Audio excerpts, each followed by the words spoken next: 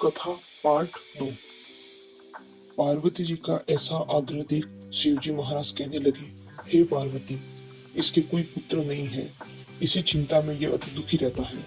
इसके भाग्य में पुत्र न होने पर भी मैं इसको पुत्र प्राप्ति का वर देता हूँ, परंतु यह पुत्र केवल 12 वर्ष तक ही जीवित रहेगा। इसके पश्चात वह मृत्यु को प्राप्त हो जाएगा।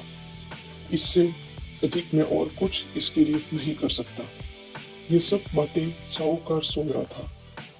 इससे उसको न कुछ प्रशंसा हुई और न ही कुछ दुख हुआ। वो पहले जैसे ही शिव जी का व्रत और पूजन करता रहा।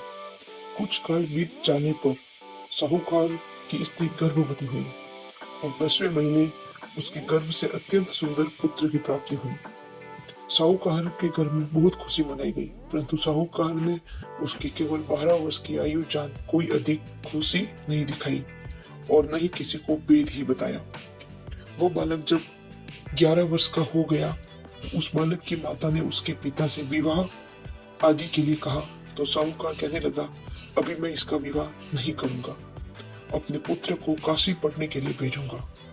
फिर साहूकार ने अपने साले अर्थात बालक के मामा को बुला उसको बहुत सा धन देकर कहा, तुम बालक को काशी जी पढ़ने ले जाओ और रास्ते में जिस स्थान पर भी जाओ यज्ञ कराते हुए और ब्राह्मण को भोजन कराते हुए जाओ। वह दोनों मामा भांजा यज्ञ करते और ब्राह्मणों को भोजन कराते जा रहे थे। रास्ते में उनको एक शहर दिखाई दिया। उस शहर में राजा की कन्या का विवाह था और दूसरे राजा का लड़का जो विवाह कराने के लिए बारात लेकर आया था, वह एक आंख से काना था। उसके पिता को इस बात की बड़ी चिंता थी कि कहीं वर को देख कन्या के माता पिता विवाह में किसी प्रकार की अड़चन न पैदा कर दे। इसी कारण जब उसने अति सुंदर सेठ के लड़के को देखा तो मन में विचार किया कि क्यों न दरवाजे के समय इस लड़के से काम चलाया जाए।